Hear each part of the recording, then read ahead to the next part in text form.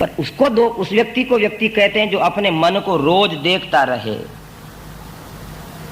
वैष्णव जन तो तेने कहिए जे पीर पराई जाने रे। वैष्णव जन के भजन में नरसिंह मेहता गाते हैं ना,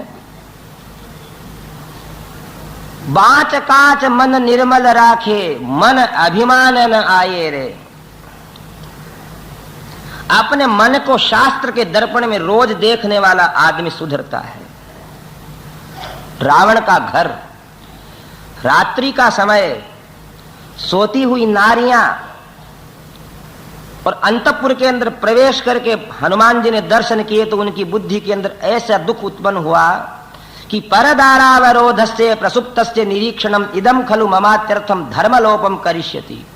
अब तो मैं सीता को देख ही नहीं सकता,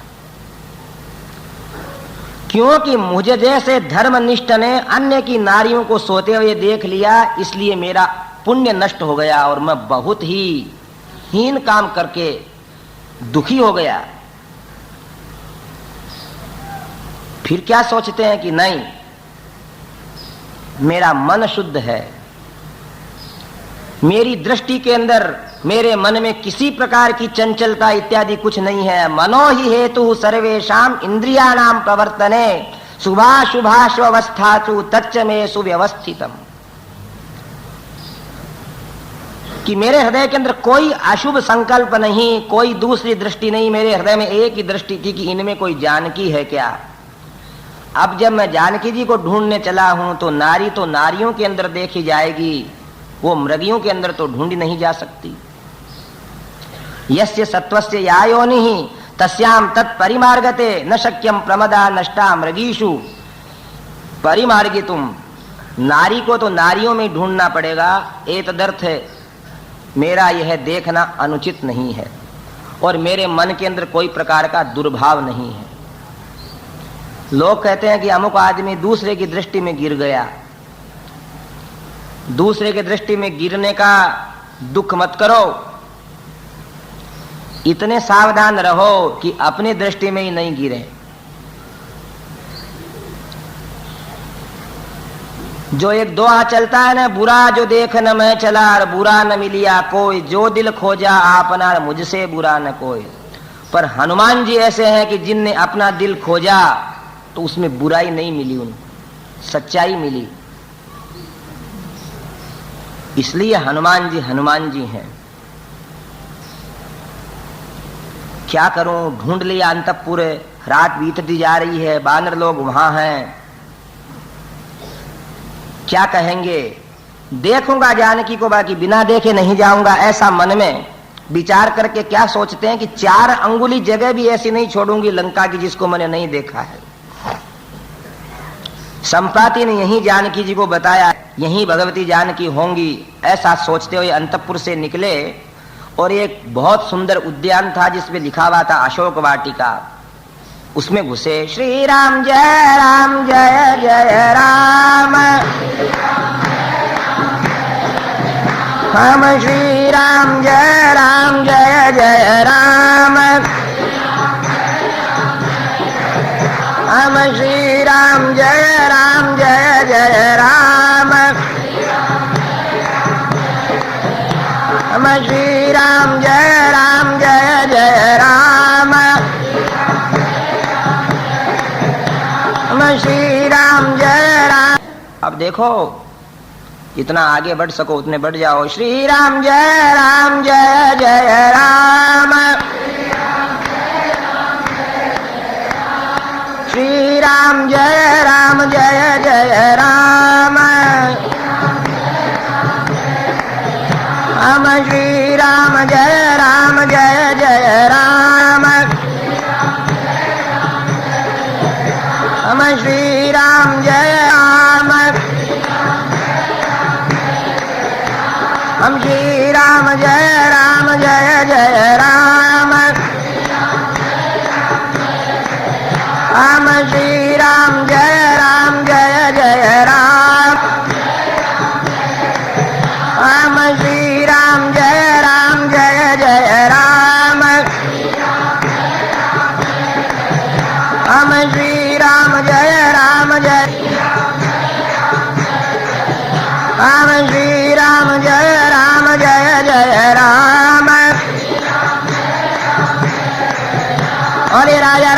रामचंद्र भगवान की। प्रवेश किया, आरंभ के विघ्न दूर हो गए। आधी रात बीतने लगी, भगवती जानकी का पता नहीं लगा। अशोक वाटिका दिखी, उसमें प्रवेश करने के पहले बोल रहे हैं नमोस्तु रामाय सलक्ष्मणाय देव्यै च तस्यै जनकात्मजायै नमोस्तु रुद्रेन्द्र यमानिलेभ्यो नमोस्तु चंद्राग्निमरुद्गणेभ्यः। आंतरिक बल को एकत्रित करने लगे, जिसको अपने यहां इष्ट बल कहते हैं। अपने आराध्य का, अपने इष्ट का बल साथ में रख करके जूझ जाओ काम से, पीछे मत सरको। आरभ्यते खलु विघ्न भयेन नीचैहि। सामान्य व्यक्ति विघ्न आएंगे ऐसा सोच करके काम शुरू ही नहीं करते। आरभ्य विघ्न विहतः विरमन्ति मध्ये। और मध्यम लोग होते हैं, वो प्रारंभ करके विघ्न आता जहां छोड़ देते हैं। विघ्नई पुनः पुनः प्रतिहन्यमानः आरभ्य उत्तम जनान रमन्ति मद विरमन्ति करहिचित। विघ्नों से आघातित होकर के भी उत्तम लोग कभी कार्य को छोड़ते नहीं हैं, आगे बढ़ते हैं। हनुमान जी महाराज ने भगवान राम को, लक्ष्मण को प्रणाम करके कहा कि ए देवी जनकात्मजे, आज तक इस पवन नंदन ने आपके दर्शन तो नहीं किए, पर अवश्य आप अपूर्व करुणा की, अपूर्व सौंदर्य की निधि हैं कि जिनके कारण राम एक एक पल आंसू बहा रहे हैं। आप कृपा करके मेरे को दर्शन देओ। ब्रह्मा स्वयंभुर भगवान देवाश्चैव तपस्विनः सिद्धिम अग्निश्च वायुश्च पुरुहूतश्च वज्रभृत। भगवान ब्रह्मा, शिव, देवता, तपस्वी, ऋषि, सिद्ध सब मेरे को आशीर्वाद देवें। और आज लंका के इन भयंकर राक्षसों के मुख देखे हैं ना, तो उनको चिंता हो रही कि ऐसे भयंकर वातावरण में वो देवी मेरे को दिखें। तदुन्नसं पाण्डुरदन्तमौरणं शुचिस्मितं पद्मपलाशलोचनं द्रक्षे तदार्या वदनं कदान्वहं प्रसन्नताराधिपतुल्यवर्चसं तदुन्नसं पाण्डुरदन्तमौरणम्। वो ऊंची तीखी नाक वाली, गौरवर्ण वाली, जिसके मुख पर स्वाभाविक मुस्कान रहती है, जिनके नेत्र कमल के समान हैं, आर्या के नाम से जानी जाती है, जिनके दांत बिल्कुल सटे हुए हैं, बीच में छेटी नहीं है। एक लोगों को भ्रांति है ऐसी फैली हुई कि दांत हैं वो अलग अलग दिखने वाले अच्छे होते हैं। नहीं, शास्त्र कहता है कि नारियों के दांत एक से एक जुड़े हुए चाहिए। जैसे अनार के दाने होते हैं न, वैसे सटे हुए चाहिए। जब ही उनकी संख्या 32 होती है।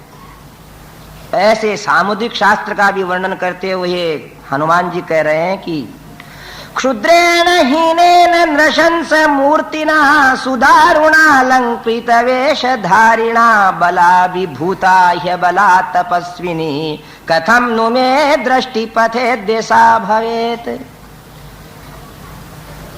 कि जिनकी सेवा में राम, लक्ष्मण, अयोध्या के दास दासी रहते थे, वो वैसे समाज में रहने वाली देवी जानकी, जनकात्मजा, दशरथ के महाराज की पुत्र वधू ऐसे भयंकर राक्षसों में कैसे जी रही होगी। दोनों तरफ ध्यान दिया कि वहां क्या और यहां क्या। यूं कह करके उस अशोक वाटिका में कूद गए। एक एक वृक्ष के ऊपर लताएं चढ़ी हुई थी और एक एक वृक्ष को पालने वाली नारियां खड़ी थी रात में भी। एक एक वृक्ष के हरे पत्ते अलग है, ताम्र रंग के पत्ते अलग, पुष्प अलग, फल अलग, जैसे सारी की सारी ऋतुएं मानो उस अशोक वाटिका को अलंकृत कर रही हैं। थोड़ी थोड़ी दूर के अंदर बावड़ियां जिनमें कमल खिले हुए, अभी रात्रि होने से कमल सब बंद थे, किंतु प्रातःकाल होते ही वो खिल जाएंगे, दिख रहे हैं उनकी कलिकाएं। चंद्रमा की चांदनी में सुशोभित हो रही है अशोक वाटिका, मानो चांदनी से धो दी गई है। बीच में एक नदी दिखती है। अब हनुमान जी सोचते हैं कि भगवान राम जिस प्रकार जानकी को याद किया करते हैं, वो वन की वस्तुओं को बहुत ही पसंद करती थी। मैं इसी अशोक वाटिका में रहूंगा, कभी न कभी जानकी यहाँ अवश्य सायंकाल को पूजा करने के लिए नदी किनारे आएगी। ऐसा सोचते सोचते आगे बढ़े। आगे बढ़ने पे उनने चैत्य प्रासाद नामक राक्षसों का वो एक मंदिर देखा, जिसके पास एक शिंशपा का वृक्ष था। अशोक वनिकायां तु तस्यां वानर पुंगवः सददर्शा विदूरस्थं चैत्य प्रासाद मूर्जितम्। बोलिए पवन सुत हनुमान की। और रात्रि के अंदर भी जिसको वहां हनुमान जी को श्वास आने की ध्वनि सुनाई दी, और एक वृक्ष से देखते हैं, ओहो, वो समीप के वृक्ष में चारों तरफ ये भयंकर मुख वाली राक्षसियां वृक्ष की मूल प्रदेश की ओर मुख नहीं करके चारों दिशाओं के अंदर गोलाकार खड़ी हुई क्यों देख रही हैं। और देखते ही पवन नंदन को रोना शुरू हो गया। जिनकी दाढ़ें बढ़ी हुई हैं, ओठ जिनके छाती तक लटके हुए हैं, नख जिनके छाजले के समान हैं, किसी के ललाट में आंख हैं, बाल जिनके लटक रहे हैं, हाथ में त्रिशूल, मुदगर, गदा, परिग है। ये राक्षसियां चारों तरफ गोलाकार खड़ी हुई हैं, और उनके बीच के अंदर उस वृक्ष के मूल भाग के नीचे एक वेदिका के ऊपर जिनकी वेणी उनकी गोद में लटक रही है, एक साड़ी पहने हैं और आंखों में से आंसू बह रही है। ऐसे आग की जैसे ज्वाला किसी कारण से थोड़ी थोड़ी चमकती है, वैसे भगवती दिख रही हैं उनको। पीड़ितां दुख संतप्तां परीक्षीणां तपस्विनीं ग्रहेणांगकारेण पीड़ितामिव रोहिणीं। और सोचते हैं, हे विधाता, जहां सखी सहेलियां दिन रात मेहंदी लगाती हुई, अतर लगाती हुई, वेणी गूंथती हुई, पुष्प सजाती हुई चलती थी, जब जानकी जब गुलाब के पखुड़ियां बिछाती हुई इनका स्वागत करती थी, आज वो ही जनकात्मजा, अवश्य जनकात्मजा ही है। ऐसे राक्षसियों के पैरे के अंदर आंसू बहा रही हैं। जैसे मृगी की रक्षा के लिए अथवा एक मृगी को घेर करके शेरनियां बैठ जाती हैं, वैसे जानकी की हालत है। प्रियं जनम अपश्यन्तीं पश्यन्तीं राक्षसी गणम स्वगणेन मृगीं हीनां स्वगणेनावृतामिव। बहुत उपमाएं देते हैं वाल्मीकि मुनि, कोई ने नहीं दी इतनी उपमाएं कि अपने बंधु बांधव तो दिख नहीं रहे हैं, राक्षसियां दिख रही हैं। जैसे घर के लोग नहीं दिखे और भयंकर कुत्तों के झुंड से घिरी हुई कोई मृगी की दशा होती है, वैसे जानकी अत्यंत संतप्त है।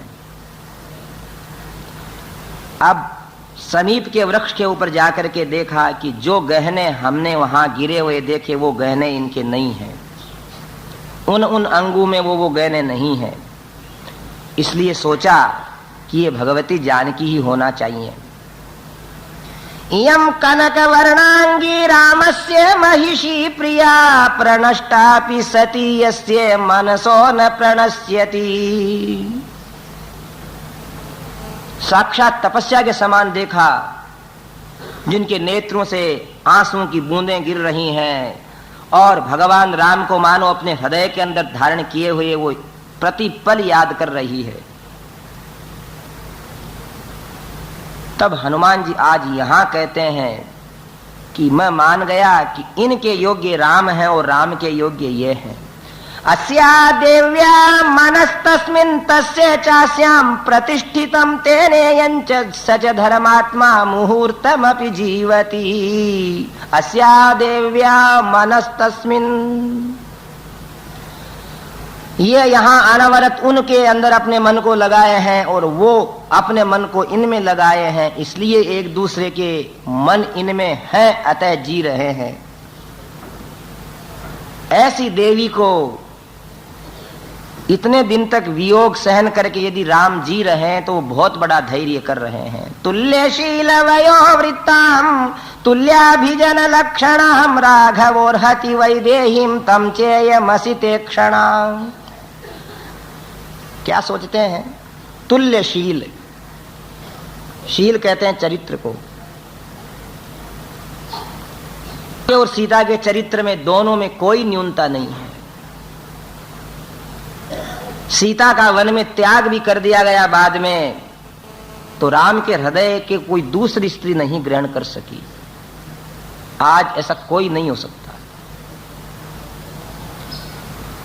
एक जैसी आयु है, वो दशरथ नंदन है, ये जनक नंदिनी है, पर इतना जरूर कह देते हैं, दक्षिण भारत के विद्वान लोग अर्थ लगाते हैं, एक जैसे हैं फिर भी इतना अंतर जरूर है, राम जी तो रक्ते क्षण हैं, किंतु भगवती जानकी के नेत्रों में लालिमा नहीं है, अर्थात उनसे भी ये ज्यादा दयालु है, सब होने के बाद भी। फिर सोचने लगे कि इसी की प्राप्ति के लिए कबंध को मारा, इसी की प्राप्ति के लिए, सुरक्षा के लिए खरदूषण को मारा, बाली भी इन्हीं की प्राप्ति के लिए मारे गए, सुग्रीव को राज्य इन्हीं की प्राप्ति के लिए मिला, और मैंने भी 100 योजन समुद्र इन्हीं की प्राप्ति के लिए उल्लंघन किया। धर्मज्ञस्य कृतज्ञस्य रामस्य विदितात्मनः इयं सा दयिता भार्या राक्षसी वशमागता। और वो राम पत्नी यहाँ राक्षसियों के यहाँ विराजमान है, मैंने इनको देख करके मेरा कार्य पूरा कर लिया। हिमहत नलिनी व नष्ट शोभा व्यसन परंपरया निपीड्यमाना सहचर रहिते व चक्रवाकी जनक सुता कृपणाम दशाम प्रपन्ना। हिमहत नलिनी व नष्ट शोभा, रोज रोज आकाश से बर्फ गिरने से जैसे सरोवर के अंदर कमल की दशा अप्रशंसनीय हो जाती है, मंद हो जाती है, वैसे रोज रोज राक्षसियों के कटु वचन सुनने से जानकी की स्थिति शारीरिक रूप से ठीक नहीं है। ऐसा सोच ही रहे थे। प्रातः काल का समय हो रहा है और हनुमान जी महाराज को उस अशोक वाटिका में आने वाले मार्ग के ऊपर वाद्यों की ध्वनि सुनाई दी, नारियों के नूपुर बजने लगे। उधर देखा तो वही राक्षस जो उनको वहां दिखा था आज आ रहा स्त्रियों के साथ। चंवर डुला रही हैं, दीपक हाथ में लिए हैं, सैकड़ों की संख्या में हैं, मतवाला हुआ आ रहा है, पृथ्वी डोल रही है जब वो आता है, जब किरीट पहने हैं और अद्भुत चाल से आ रहा है। वाल्मीकि का पक्षपात नहीं है किसी के साथ। बोल रहे हैं कि हनुमान जी जैसे महावीर भी उस आते हुए तेजस्वी को देख करके चुपचाप वृक्षों के अंदर घुस गए कि देखें ये क्या कहता है। जब वो आया राक्षस राज रावण तो भगवती जानकी रो रही थी, अपने वस्त्रों से अपने अंगों को अच्छी प्रकार ढक करके उसकी तरफ पीठ करके बैठ गई। तो जिधर मुख था उधर जाकर के बात करने लगा,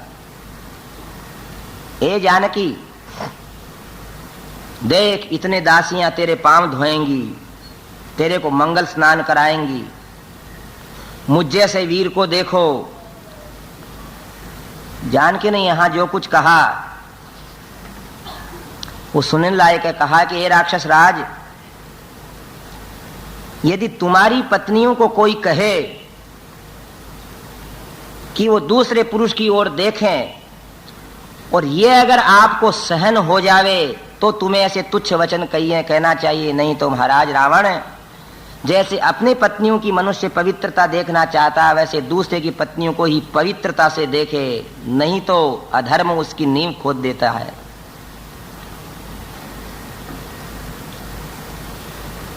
न रामस्तपसा देवी न बले न च विक्रमैः न धने न मया तुल्यस्तेजसा यशसापि वा। अब अपनी बड़ाई कहता है कि हे देवी जानकी, न राम मेरे सामने तप में है, न बल में है, न पराक्रम में है, न धन में है, न यश में है। तब क्रोध करके देवी कहती है कि हे महाराज, अगर आप में बल ही होता तो इस प्रकार सन्यासी बन करके चोरी करके मेरे को नहीं लाते। जो सुवर्ण के अंदर और शीशे में अंतर है, सिंह के अंदर और श्रगाल में अंतर है, हंस में और एक बतख में अंतर है, वैसा राम में और आप में अंतर है। तुम्हें कोई समझाने वाले नहीं है, या तुम समझाने वाले स्वामी का महत्व बढ़ाना चाहती हूं, नहीं तो मेरे तुम हाथ ही क्या लगाओ, मैं तुम्हें भस्म भी कर सकती हूं। ऐसा अपना दिव्य रूप प्रकाशित किया तो रावण भी वहां से डर करके एक बार पीछे मुड़ के कहता है राक्षसियों से कि इसको इतना डराओ कि रो रो करके या तो मेरे को स्वीकार कर ले या मर जावे। मंदोदरी ने रावण को समझा करके हटाया वहां से। रावण जब चला गया, अभी सवेरा होने में देर है, 4 बजे के से हनुमान जी क्या देखते हैं कि राक्षसियां डराने लगी उनको। सीताराम जय सीताराम, हम सीताराम जय सीताराम, हम सीताराम जय सीताराम, हम सीताराम जय सीताराम। और ये राजा रामचंद्र भगवान की। हनुमान जी देख रहे हैं कुछ राक्षसियां सोई हैं, कुछ जगी हैं। पहरा लगता 8-8 घंटे का वहां।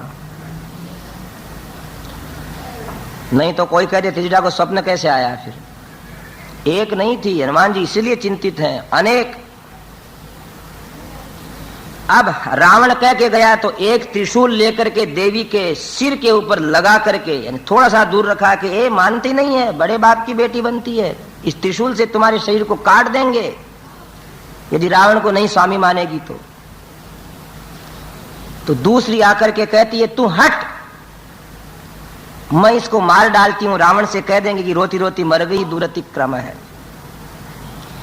कि जब राम पत्नी जानकी जिनके लक्ष्मण जैसे संरक्षक हैं और भगवान के द्वारा जिनको विनीतता सिखाई गई है, ऐसी जानकी भी अगर दुख की अवस्था देख सकती है तो संसार में समय का उल्लंघन कोई नहीं कर सकते। समय आता है तो कष्ट उठाना पड़ता है। तीसरी आकर के कहती है कि क्यों जल्दी करती हो, ये भूखे आखिर मर जाएगी। जब हम रावण से मरने की सूचना दे देंगे तब वो कहेंगे कि तुम खा जाओ। चौथी मुद्गर लेकर के आती है, 5वीं कुछ कहती है। तब रात के अंदर भगवती जानकी को आज इतना दुख होता है। आज तक 10 महीने होने आए, न तो कहीं सूचना है नहीं कोई बात है। एक पत्थर के ऊपर खड़ी होती हैं और अपने वेणी को दोनों तरफ से खोल करके अपने कंठ को बांध लेती हैं। बांध लिया, वेणी के 2 हिस्से करके कंठ के गांठ लगा ली, पत्थर ऊपर रख लिया। हनुमान जी सोचते हैं भगवान, इच्छा होती है कि अभी सब राक्षसों का नाश कर दूं। सावेपमाना पतिता प्रवाहते कदली यथा राक्षसानां भयत्रस्ता विवर्ण वदना भवते। और ऊपर एक शाखा को झुका करके चोटी के ऊपर के हिस्से से नीचे का जो हिस्सा उससे वहां गांठ भी दे लेती है और सोचती है कि पत्थर को पांव से हटा दूं और फांसी के फंदे पे आज झूल जाती हूं, जिससे मेरा शरीर नष्ट होके दुख का समुद्र दूर होवे। जीवितं त्यक्तुमिच्छामि शोकेन महतावृता राक्षसीभिश्च रक्षन्त्या रामो न साध्यते मया। ऐसा विचार कर रही है। इतने में क्या कि एक त्रिजटा नाम की वो राक्षसी उठी।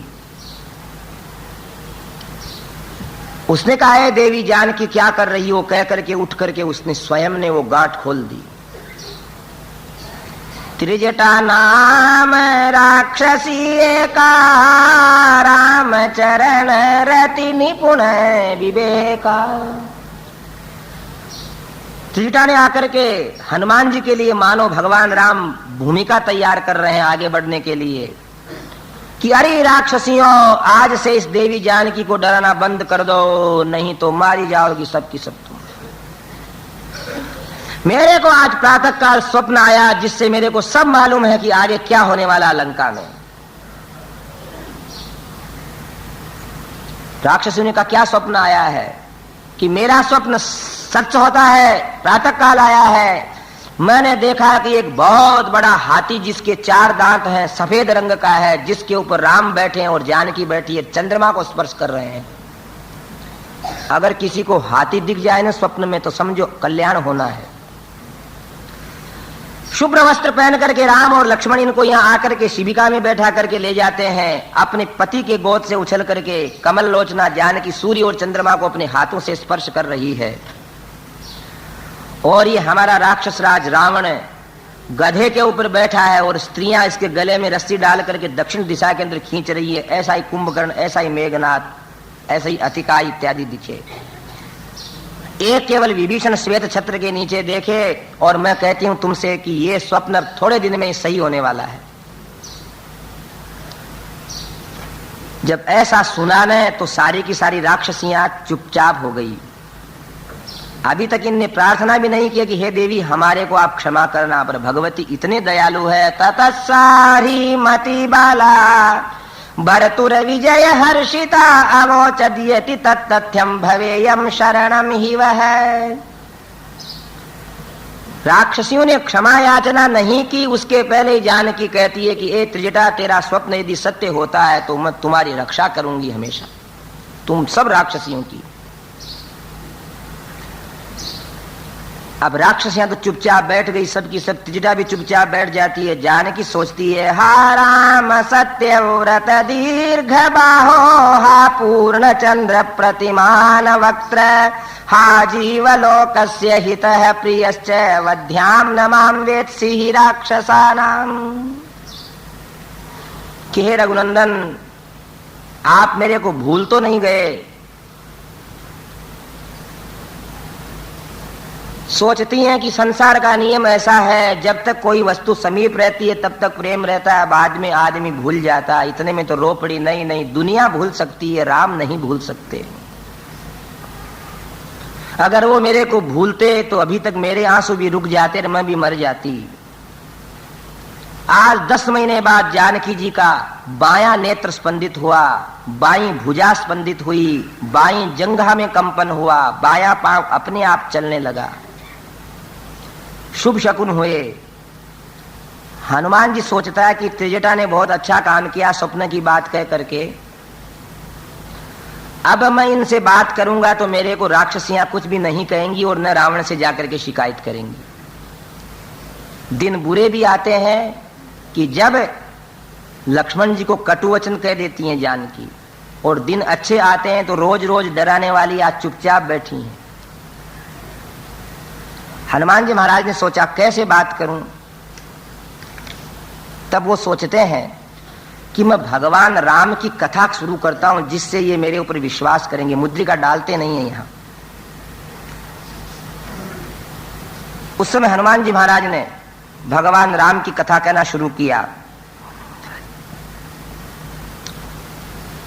राजर्षिणाम गुणश्रेष्ठ तपसा चर्षिभिः समय चक्रवर्ती कुले जातः पुरंदर समो बले अहिंसा रतिरक्षुद्रो घृणी सत्य पराक्रम है मुख्य से क्ष्वाकु वंशस्य लक्ष्मीवान लक्ष्मीवर्धन है।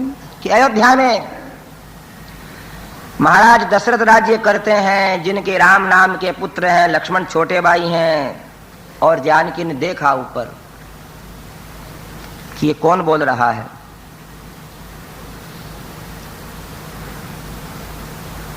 जिनकी पत्नी का दंडकारण्य के अंदर हरण हो गया, जिनको ढूंढते हुए राम दक्षिण दिशा में आए, और उनने जैसा बताया वैसा मैं इन देवी को देख रहा हूं, संभव है ये देवी वही होना चाहिए।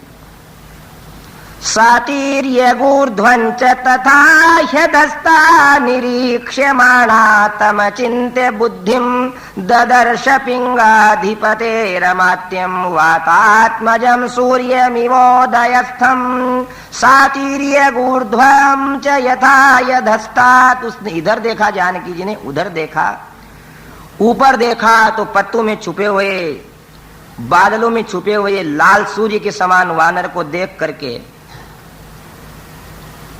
विचार करती है कि यहां लंका में राम कथा का क्या काम, मैं स्वप्न देख रही हूं क्या? नहीं, स्वप्न मेरे को नींद ही नहीं, तो स्वप्न कैसे आएगा? अरे मैंने अगर वानर को देखा है स्वप्न में, तो शाखा मृग को देखना तो अपशकुन होता है। राम लक्ष्मण का कल्याण होवे। और नहीं, जब मैं प्रत्यक्ष बार बार देख रही हूं, मेरे को वानर दिख रहा है। हनुमान जी सोचते, देखें अब क्या बोलती हैं देवी। नमोस्तु वाचस्पतये सवज्रिणे स्वयं भुवे चैव हुताशनाय अनेन चोक्तम यदिदं ममाग्रतो वनौकसा तथ्य तथास्तु नान्यथा। कि अगर ये बोल रहा है वानर ये बात सही है, तो मैं भगवान इंद्र को, अग्निदेव को, भगवान ब्रह्मा को, सारे देवताओं को प्रणाम करती हूं कि इसकी बातें सही होवे। अब हनुमान जी वृक्ष से नीचे उतर करके हाथ जोड़ करके खड़े हो गए और कहते हैं, हे देवी, कौन आपके पिता हैं, कौन आपके माँ हैं? आपके नेत्रों से अनवरत आंसू क्यों बह रहे हैं? आप रो रही हैं, भूमि के ऊपर बैठी हैं, इसका अर्थ है आप हैं तो मानवी, कोई देवता की कन्या नहीं है। यदि दशरथ नंदन भगवान राम की महिषी हैं, तो मुझे आप कहिए, मैं देवी राम का द्वारा भेजा हुआ दूत हूं। ज्यों ज्यों समीप हनुमान जी गए कि वो सन्यासी रावण को याद करके एक बार सीता डर गई। अरे बोले, तू वही रावण जैसे वहां आया था, मेरे को कष्ट देने आया है। हनुमान जी चुपचाप खड़े हो गए। भगवती जानकी कहती है कि हे वानर, तुम्हें देखने से मेरे को प्रसन्नता हो रही है, इसका अर्थ है कि तुम कोई मेरे दुख को दूर करने वाले पुण्यवान पुरुष हो। फिर भी यदि राम के यहां से आए हो, तो बताओ राम के क्या लक्षण हैं? राम के शरीर का वर्णन करो। श्री राम जय जय राम, राम श्री राम जय जय राम, बोलो श्री राम जय जय राम, राम श्री राम जय जय राम। बोले राजा रामचंद्र भगवान। आपको मैं देखा नहीं, मैं पहचानती भी नहीं आपको। हमारे यहाँ भजन गाते हैं, ना तो ही देखा संग राम के, ना सरयू की तीरा, कोनी तो पिछाण्यो रे बीरा, थारा दुर्बल बहुत शरीरा। इस संसार में यही सार है कि जैसे तैसे बैठ करके 150 आदमी मिलकर के भगवान और भगवान के भक्तों के भजन गा करके उन दृश्यों को उपस्थित कर लेना, यही सार है। इसी से सुख से जीवन व्यतीत होता है। और देखो, जो शास्त्रों के अंदर है वो कवियों ने सब का सब भजनों के अंदर रख दिया है। क्वते रामेण संसर्ग है कथम जानासि लक्ष्मणम वानराणाम नराणांच कथमासीत समागम है। राम और लक्ष्मण से तुम्हारा परिचय कैसे, और वानर और मनुष्यों की मित्रता कैसे हुई। और क्या पूछते हैं कि भगवान राम का सूक्ष्म वर्णन करो अगर उनके तुम भक्त हो तो। यही है भक्त का लक्षण। मंदिर में गए हम और जाकर के वापिस आए और किसी ने पूछा भगवान के हाथों में क्या था, तो कहते हमको मालूम नहीं क्या था। विष्णु थे कि कृष्ण थे कि राम थे कि नरसिम्हा थे, बोले जी मालूम नहीं। और अगर अपनी सखी सहेली सामने से निकलती है तो नारियां कहती हो आज तो बहुत बन-ठन के निकली है। भगवान को रूप से नहीं देखते। इसीलिए है वो व्यक्ति भक्त कहलाता है जो भगवान के लक्षणों को अच्छी तरह से जानता है। उसकी आराधना, उसकी भक्ति मानी जाएगी। वो ही बता सकता है भगवान के रूप का, भगवान के हाथों का, भगवान के आंखों का, भगवान के ललाट का, भगवान के मुकुट का, भगवान के कटि प्रदेश का, पीतांबर का, सब वर्णन वही कर सकता है जो भगवान का प्रेमी होता है। मीरा ने देखे ठाकुर जी को, तुलसीदास जी ने देखे, सूरदास जी ने देखे, तो आज उनके भजनों से वैसे ही गोपाल प्रकट होते हैं। इसलिए ये बात ऐसी है कि जिससे हनुमान जी की भगवान के प्रति भक्ति प्रकट होगी।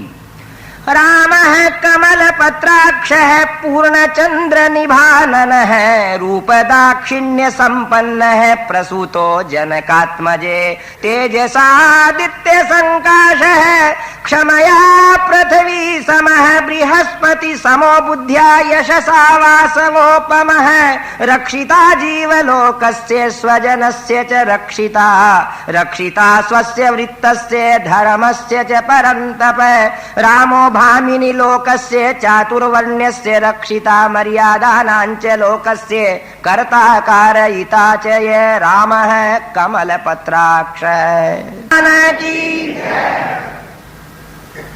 आपको मालूम है वो कथा कि जब भगवान रणांगण के लिए लंका में आ गए उस समय किसी ने कहा कि हे रामभद्र आप भी भगवती चंडिका की आराधना करो, दुर्गायै नमः, काल्यै नमः, महाकाल्यै नमः। और भगवान राम ने शक्ति की, महाशक्ति की, भवानी की, जगदम्बा की, दुर्गा की आराधना के लिए 1000 कमल लाए। काल्यै नमः, चंडिकायै नमः, विजयप्रदायै नमः, भवान्यै नमः, दुर्गायै नमः। और एक नाम शेष रह गया पुस्तक के अंदर है और एक कमल कम पड़ गया। हनुमान से कहा हनुमान कमल कम कैसे पड़े? प्रभु कमल में बराबर लाया होगा, आपने कहीं 2 चढ़ा दिए होंगे। भवानी परीक्षा ले रही है। कटार हाथ से निकला भगवान के कि ए हनुमान, ये वन में सरोवर में खिले हुए कमल नहीं, मेरे को लोग कमल नयन कहते, मेरे नेत्र समर्पित कर देता हूं। और नेत्र के पास कटार ले गए, इतने में भवानी प्रकट हो गई। दुर्गा भवानी की। इसलिए भगवान का सबसे सुंदर नाम क्या है? कमल नयन। आप कोई स्तुति करो, कमल नयन शब्द जरूर आएगा। इसलिए भगवान की, हनुमान जी की जिनकी स्तुति है ना, उसको सोच सोच करके धीरे धीरे आनंद से गाओ। हनुमान जी कह रहे हैं राम है कमल पत्राक्ष है, पूर्ण चंद्र निभानन है, रूप दाक्षिण्य है, प्रसूतो जनकात्मजे। देखिए अब थोड़ी बात बताते हैं आपसे। भगवान के दर्शन खूब प्रेम से करो। कस्तूरी तिलकम ललाट पटले वक्तो विजयते गोपाल चूड़ामणि। और देखो आज के जमाने में भी सीखो कुछ बातें। आपके छोटे छोटे बच्चे आजकल स्कूलों में जाते हैं, आप उनसे पूछती हो कि बेटा तेरे को कविता याद है क्या? बोलता है कि याद है। फिर आप उससे कहते हो सुनाओ, तो लड़का क्या कहता है? मम्मी, माँ, बाई। बोले हाँ बेटा, कविता ऐसे ही सुना दूं या विद एक्शन सुनाऊं? तो माँ कहती है बेटा तू विद एक्शन सुना। एक बार हमारे को डीडवाना में एक लड़का मिला, हमने कहा एक कविता सुना। बोले ऐसे ही सुनाऊं कि एक्शन के साथ सुनाऊं? मैंने कहा एक्शन के साथ सुना। बोले सिपाही की कविता सुनाता हूं। तो मैं समझा सुनाएगा, पर मैं एकदम चमक गया और सुनाने लगा। जब ढाल कवच से मुझे सजा दे, नन्ही सी तलवार मंगा दे, मैं एकदम चमक गया है। ढाल कवच से मुझे सजा दे, नन्ही सी तलवार मंगा दे, मातृभूमि के लिए लड़ूंगा, मां एक मैं सिपाही बनूंगा। और मैंने कहा भैया तेरा सुनाना बिल्कुल ठीक है। इसलिए देखो, ध्यान देना, भगवान के सामने भी उनकी कथा। ललाट पटले वक्षस्थले कौस्तुभम, नासाग्रे वरमौक्तिकम, करतले वेणु करे कंकणम, सर्वांगे हरिचंदनम, सुललितम कंठे च मुक्तावलिः, गोपस्त्री परिवेष्टितो विजयते गोपाल चूड़ामणि। आनंद तो हमारे ढंग से किए जाने वाले कार्यों में है। एक जगह आरती गाते हुए भक्त को देखा, वह हरि हमन बताओ, वो प्रभु हमको बताओ, सीताराम जी धनुषधारी, ओम जय जानकी नाथा। तो वो आरती गाता तो सब उसको देखते, सबको समझ में भी आ जाता। हम ढंग से आनंद लेते हुए नहीं, हम तो सुपर फास्ट चलाते हैं। दो सखियां थी हो, तो ससुराल गई, ससुराल से वापस किसी मांगलिक प्रसंग पर अपने पीहर आई, तो एक दूसरे से कहती हैं कि तेरा घरवाला कैसा है? वो कहती है तेरा घरवाला कैसा है? देखो हमारा हनुमान चालीसा, हमारी पाठ पूजा कैसे हो रही है उसको बताता हूं मैं आपको।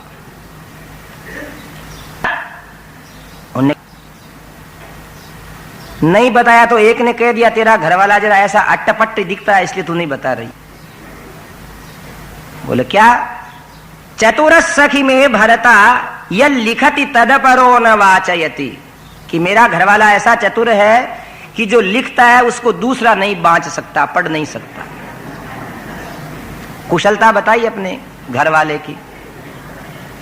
उसने कहा बस मेरे की प्रशंसा सुन, तस्मादपि मे चतुर है, स्वयं अपि लिखति स्वयं अपि न वाचयति, है कि मेरा इतना चतुर है कि खुद ही लिखता है और खुद ही नहीं पढ़ सकता। तो हमारा हनुमान चालीसा स्तुति ऐसी हो रही है कि कब श्री गुरु चरण सरोज रज निज मन मुकुर सुधार, वार कब तुलसीदास सदारी चेरा कीजिए नाथ हृदय में डेरा हो गया, पता नहीं। मालूम नहीं कब मंदिर के अंदर घुसे, कब तीर्थ लिया, कब परिक्रमा दे ली और कब बाहर आ गए, क्या बोले मालूम ही नहीं। इसलिए ये भगवती जानकी सोच रही हैं कि अगर ये भगवान का भक्त होगा तो उनके सौंदर्य से आकृष्ट हुआ, उनको बार बार निहारता रहा होगा।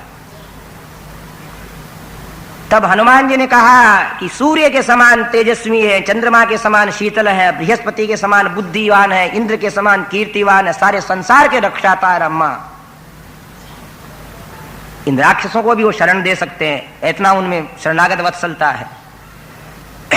ब्राह्मणों के उपासक हैं, उनका घोष दुंदुभी के समान उनका स्वर है, शरीर चिकना है अपने आप, प्रतापी है, सारे अंग बराबर है। ये